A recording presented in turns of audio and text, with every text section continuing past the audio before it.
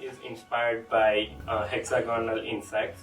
After much of the research, we came to a conclusion that hexagonal insects are the fastest compared to the other land animals, because the larger the animal, the faster it might go. But if we remove the proportion of the body length and just focus on a speed, how fast the animal or an insect can travel, then cockroaches, ants, and other six-legged insects are fastest, because they can walk up to like 50 body lengths per second. So that's why our design is based on a hexagonal shaped insect, where 3 legs are always on the ground to keep the body balanced, and the other 3 legs are in the air, moving and trying to propel body forward.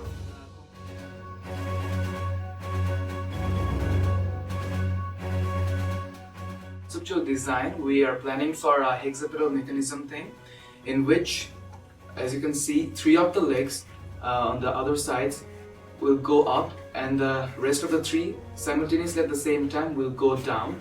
And when they'll go down, they will hit the surface with an angle, so the prototype has a forward force and it can help it to propel forward.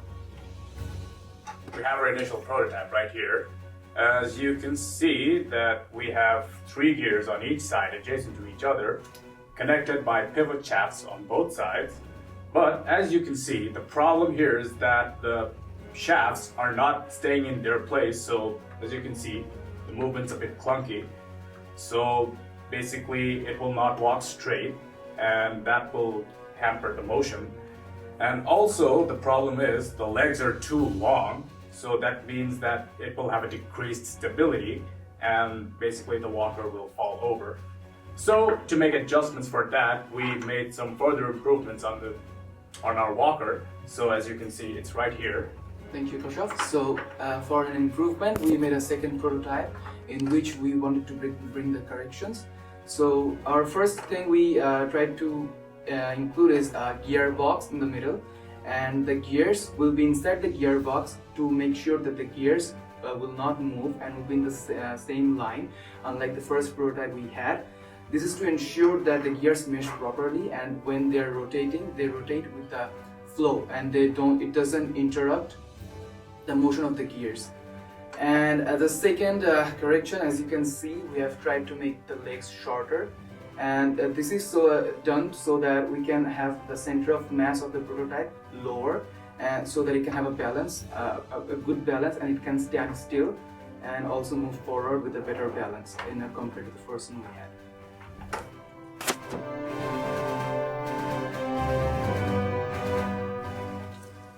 So in this part, I would like to explain how we assembled our prototype.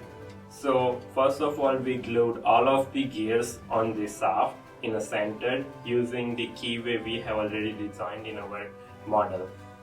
Once all of the gears are glued, we put them in the central gearbox using the 2 frames and glue them using the supports that we have designed that goes from outer body from one side to another. So once our gearbox is assembled, we use our rubber band holders that you can see over here. That's gonna be going over on the shaft as the second stage. We glued all 4 of them on all 4 sides together, and on top of it we glued our outer main frame, and we glued them using the 6 supports. Those are vertical to the frame. That's gonna provide enough strength for the main center body to be stable and rigid. And on the final stage of the prototype, we assembled our legs using the link and some of the spacers and a cap to hold them in place. We ensured that we are not gluing it on a parts where it has to move.